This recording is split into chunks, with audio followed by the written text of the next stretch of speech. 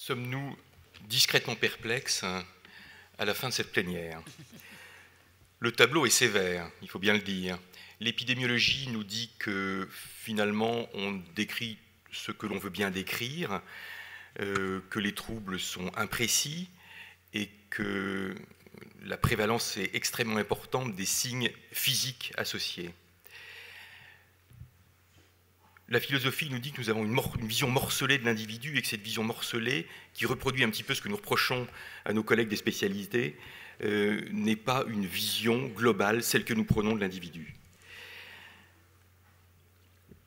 Notre ami psychanalyste nous a expliqué également cette difficulté importante d'attester instantanément d'une normalité. Quel mot prononçons-nous plus que normal au cours d'une consultation?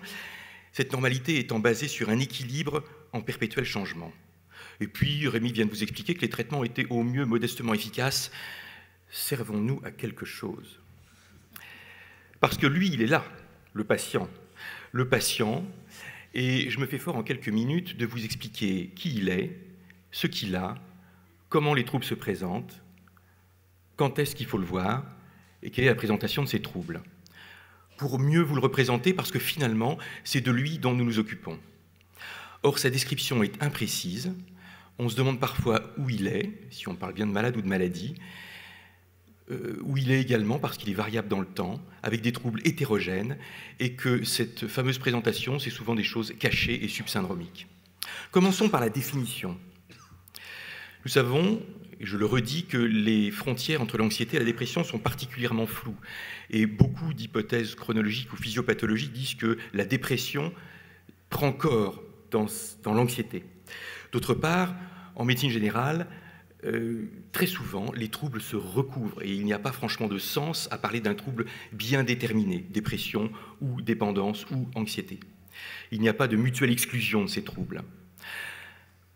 D'autre part, questionnons-nous sur ce que nous transmet la psychiatrie au travers le DSM. Est-ce que c'est parce que deux personnes sont d'accord sur une liste de critères qu'il faut appeler la personne en question un malade? Est-ce qu'il faut résumer une histoire clinique à une checklist de signes? Finalement, les signes dépressifs que cette checklist nous permet d'appréhender, est-ce que c'est un trouble de santé mentale ou une réponse normale, non maladive à un événement stressant? Tout cela est très difficile à dire puisque, en plus de ce recouvrement, en plus de ce recouvrement entre symptômes et de ce recouvrement entre normal et pathologique, tout s'inscrit au long d'un continuum que nous sommes bien embarrassés de décrire. L'hétérogénéité, elle prend corps aussi dans ce que nous transmet la psychiatrie. Pour être dépressif, il vous faut 5 signes sur les 9. Or, ces 9 signes comprennent de nombreux contraires. Par exemple, un patient ralenti hypersomniaque prenant du poids aura le même score de dépression qu'un patient agité, insomniaque et en perdant. Si on étudie, et beaucoup d'auteurs se sont penchés sur les critères et sur la façon dont ils prédisent le fait d'être dépressif, on s'aperçoit que le poids est extrêmement variable dans les critères du DSM pour prédire ce qu'est une dépression. En particulier, il semblerait bien que les symptômes cognitifs aient une valeur plus importante que les troubles neurovégétatifs pour prédire la dépression. Et je vous engage très fortement à lire la référence de Lux à ce sujet, qui essaye de valider justement ces critères du DSM-4, mais ceux du DSM-5 ne sont pas fondamentalement différents. L'hétérogénéité, on la reçoit aussi quand on parle de l'expression de la maladie. Mais finalement, quel point commun y a-t-il entre la dépression unipolaire, impossible à distinguer de la phase déprimée de la maladie bipolaire, entre la dépression psychotique, mélancolique et toutes ces formes de dépression qui peuvent prendre des visages différents? Vous les connaissez, ce sont vos patients, une anxiété avec des symptômes somatiques, une dépression avec anxiété aiguë, avec des troubles obsessionnels. Au cours d'une maladie physique, il y a énormément d'expressions et de visages de ce que l'on peut appeler dépression. Et puis les causes sont différentes.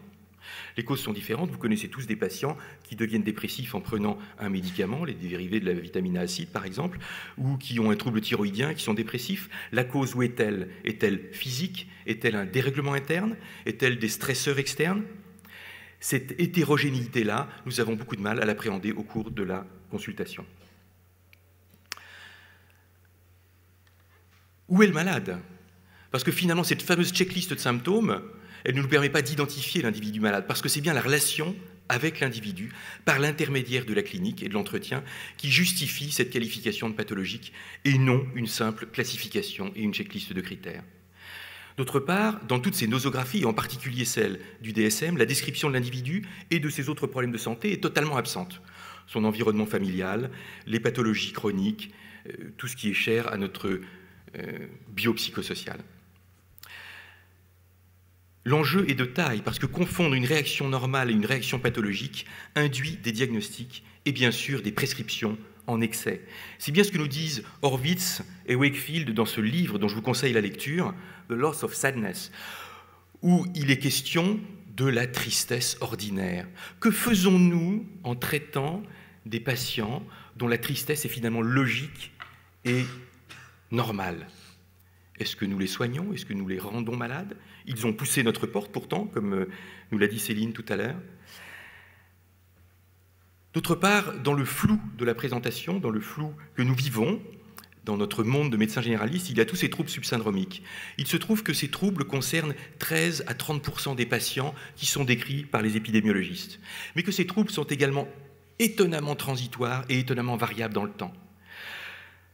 20% parmi les patients ayant au moins un trouble psychique guérissent en 3 mois, 30% des diagnostics nosologiques durent moins de 4 semaines et 65% durent moins de 6 mois. Cette variabilité en temps et en sévérité, on la retrouve dans toutes les dimensions du trouble, avec quelque chose d'étonnant, c'est qu'il n'y a pas de parallèle entre la sévérité du trouble DSM et la qualité de vie et le handicap ressenti. Il semble bien que la dimension du trouble semble beaucoup plus refléter la réalité en soins primaires que les diagnostics nosologiques que nous transmettent les psychiatres. Je vous conseille en particulier la référence numéro 3 à ce sujet qui expose parfaitement bien quand on mesure et quand on utilise différents instruments de mesure de la dépression et de ses conséquences, à quel point les mesures peuvent être discordantes. Alors, enfin, une bonne nouvelle. Nous venons tous de vous expliquer que la dépression, non, oui, elle existe un peu tout de même, mais est-ce qu'elle existe telle qu'on la voit? Pas certain. Par contre, mauvaise nouvelle, nos malades et leur souffrance, elle existe bien. Et notre désir et notre devoir de médecin, c'est bien de les soulager. Comment on va faire? Alors d'abord, je désire enfoncer quelques portes ouvertes. Tout à l'heure, Céline vous a dit qu'on reconnaissait peu ou prou la moitié des patients dépressifs. Eh bien, finalement, ce n'est pas spécifique du tout, mais du tout de la psychiatrie. Cette fameuse règle des moitiés, qui veut que la moitié des patients consultent quand ils ont un trouble, on reconnaît simplement la moitié, on traite simplement la moitié de ceux que l'on reconnaît et on les traite correctement pour la moitié quand on les traite. Cette fameuse règle des moitiés, elle est exposée également pour un trouble qui, bon, peu ou prou n'a rien à voir avec la psychiatrie, qui est celui de l'hypertension artérielle. On ne reconnaît que la moitié des patients hypertendus. Il n'y a pas non plus, et arrêtons de nous culpabiliser, la moindre preuve que la détection et la prévention des troubles dépressifs améliore le soin. 4 des critères requis par l'OMS pour dépister ne sont pas remplis. L'histoire naturelle de la dépression est équivoque. Nous ne disposons pas de tests diagnostiques efficaces, ni acceptables, ni de traitements efficaces, nous venons de le voir. Comment faire pour améliorer le soin? Parce que ce patient, il est toujours là. Il est toujours là, il attend de vous. Nous savons qu'il a un handicap moindre qu'en milieu psychiatrique. Nous savons qu'il a un risque inférieur d'avoir un trouble mental précis. Que nous autres médecins, nous portons probablement une attention importante aux problèmes médicaux. Et quand je dis probablement, je suis très gentil avec nous. Que tous ces signes, nous ne sommes probablement pas assez attentifs à ces signes indifférenciés, non filtrés, non spécifiques. Nous n'avons pas suffisamment conscience du milieu dans lequel nous travaillons. Nous n'avons pas non plus conscience de ce recouvrement des signes somatiques d'anxiété, de dépression, mais aussi d'utilisation de substances, le 3e trouble en prévalence, et que nous perdons l'attention aux problèmes sociaux et à l'environnement psychologique des patients. Bref, nous ne sommes pas ce que nous devrions être, nous ne sommes pas dans le biopsychosocial. Améliorer le soin, c'est pas seulement réaliser qu'on n'est pas suffisamment dans le biopsychosocial, c'est réaliser que finalement, et ça vient de vous être dit, trouver un diagnostic ne nécessite absolument pas une intervention immédiate. L'un n'implique absolument pas l'autre. D'autre part, que nous devons absolument être tolérants à cette incertitude diagnostique, que nous pouvons très bien faire le constat avec le patient qu'il y a une souffrance, de l'écouter, mais de ne pas catégoriser le trouble et donc d'avoir envie de le traiter avec nos moyens médicamenteux qui nous sont inculqués au cours de nos quelques premières années de médecine et parfois plus. Un autre point de repère, nous dit Horvitz, de Loss of Sadness, que repérer le parallélisme entre la sévérité et la durée des troubles qui doivent être proportionnels au stresseur est un bon moyen de distinguer la souffrance normale, j'ai envie de dire logique plus que normale, de la souffrance pathologique due à un dérèglement interne, à une maladie. Et que repérer la coordination des réactions d'ajustement avec la distance, avec ces stresseurs externes, est également un bon moyen de ne pas surmédicaliser le patient. Et puis bien sûr, Rémi vous en parlait tout à l'heure, la prescription différée des antidépresseurs dans le cadre d'une décision partagée qui permet d'exposer au patient l'effet que l'on suppose pouvoir lui donner en lui prescrivant, et naturellement les effets désagréables, les effets secondaires, c'est également extrêmement fondamental pour se situer dans un soin où le patient est libre de sa décision. Je ne m'étendrai pas sur l'utilisation des soins non médicamenteux qui ne sont ni enseignés ni remboursés par notre système d'assurance maladie fort original.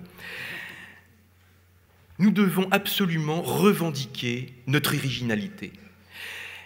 Si nous nous situons dans ce que nous offre la psychiatrie actuelle, nous reproduisons ce que nous stigmatisons, c'est-à-dire le morcellement décisionnel. Les guides et recommandations sont un très bel exemple à ce sujet.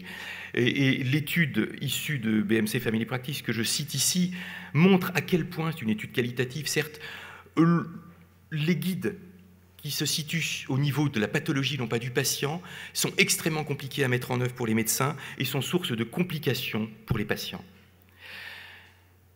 Nous devons absolument, en revendiquant cette originalité des soins primaires, adapter ce système de classification, parce que cette classification, je vous l'ai dit, ne reflète que très partiellement la sévérité du trouble, et nous, ce qui nous intéresse, c'est de repérer le niveau de souffrance de ce patient pour avoir une intervention adaptée.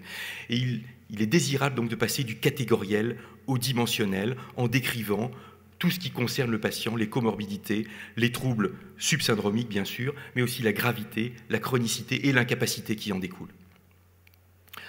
Un autre moyen d'agir, naturellement, c'est une de mes litotes, c'est s'engager pour la recherche en soins primaires.